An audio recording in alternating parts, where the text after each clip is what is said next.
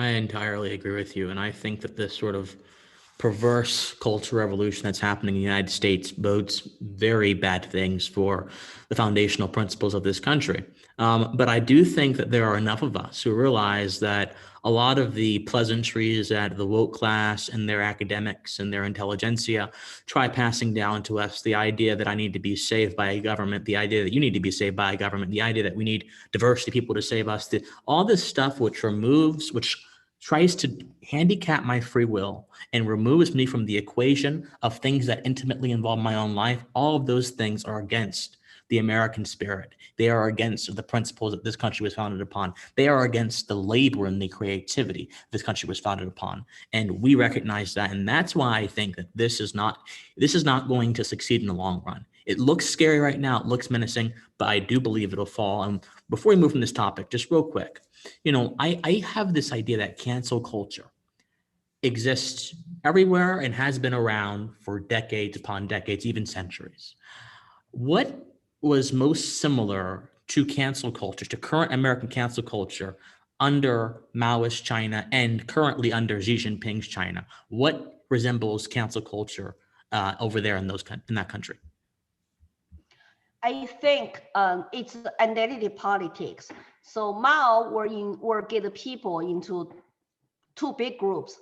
So five black classes people will belong to the, of course, oppressors group. Then five red classes, like my family, working poor workers class, will go to the oppressed group, like workers. And when you separate people like that, so it's constantly chaos and hatred, envy, and guilt. And the cancel culture also reminded me the process of some of those routines and rituals people go through. It's called, like struggle sessions. So for example, if you're white, you're doomed to be racist, or you are so-called black classes under Mao, you go to self-criticism class struggle sessions. So you will criticize yourself, you will apologize for being black, and of course you apologize for being white and racist, even though you might not be racist or black class, but then your families were, your grandparents were, and even though you're white today, you're not racist, but you got to think about the slavery history. So you were apologized for something you never did, your ancestors did. That's insane. That's like not fair, is it? And plus, they use this opportunity to form public opinion against basically the certain ideologies, a certain kind of people. So they want everybody to be with them, be woke, and they're loud, they're mob-like, and they make you lose your jobs. They make you apologize, self-criticize, and going through all those, struggle sessions. And when they teach this to our kids, I just cannot, forget.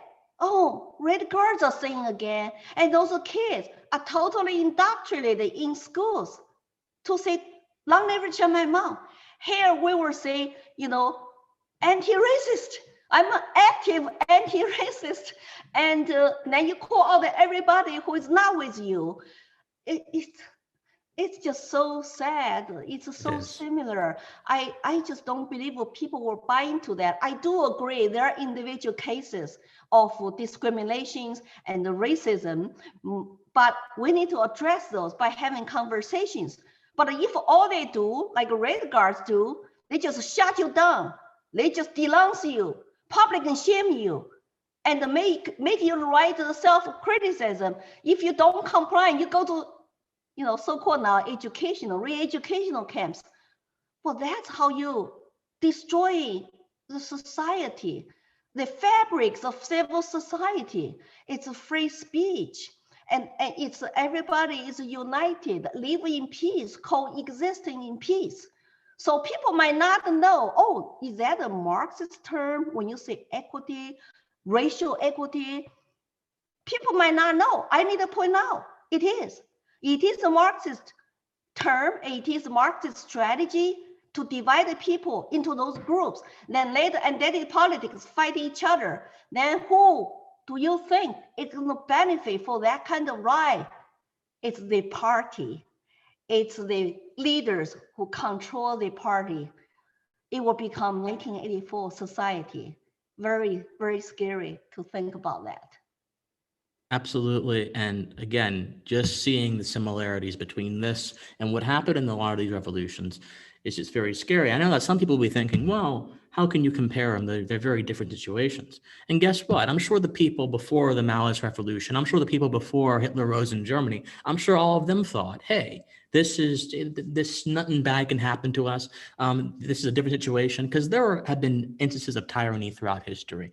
But the problem is, when you blind yourself to the possibility of evil things happening because of the evil ideas that precipitate them, then you are really laboring in ignorance. Evil things happen because there are evil ideas behind them. And I genuinely believe a lot of the ideas that may seem benevolent, innocuous, like racial equity and social justice, beneath them are some really evil assumptions and conclusions about human beings and about how we should structure society. And I'm happy that we recognize that and we're trying to come against that. Can I add one more thing? Oh, please. The similarities I saw is last summer.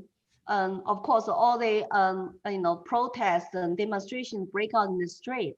When I saw people start to attack American culture in the name of anti-racism, white supremacy, they were toppling down statues and they were burning stuff. Then they were looting to justify, we can loot because we're oppressed, and we can go even hurt people and steal from their shops because, we got paid, by some kind of reparation for their past history. That is a cultural revolution, just what happened under Mao. The thing is, people don't know the history, they don't recognize it. See, the foundation for that is wrong. The foundation of all this is America is a systemic racist country. Well, how does they explain to us?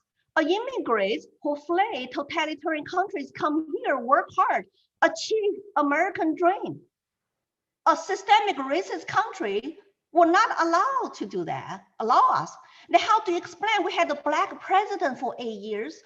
Now we have a vice president is half black, half Asian.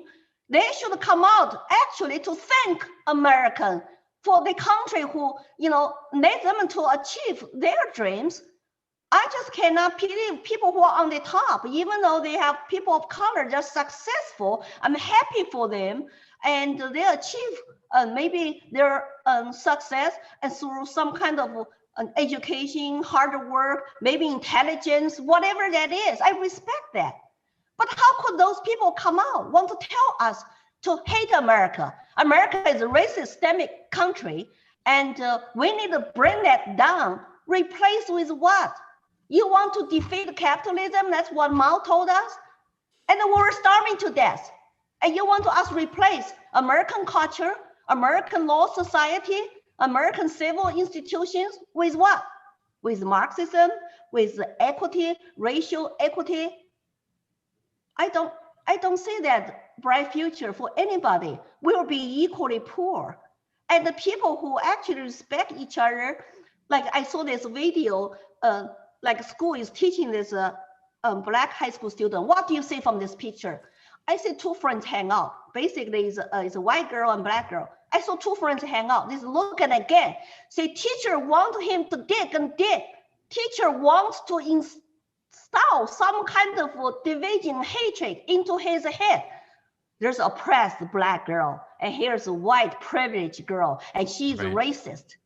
That's just, how are you gonna people even hang out, right? I mean, people would be more worried, or maybe I should be more quiet and separated from each other. That doesn't help the country at all. But that's what the communists do. They want you to hate. They do not want you to love. Just remember that. I think we should all promote love. Right, absolutely, I agree with you.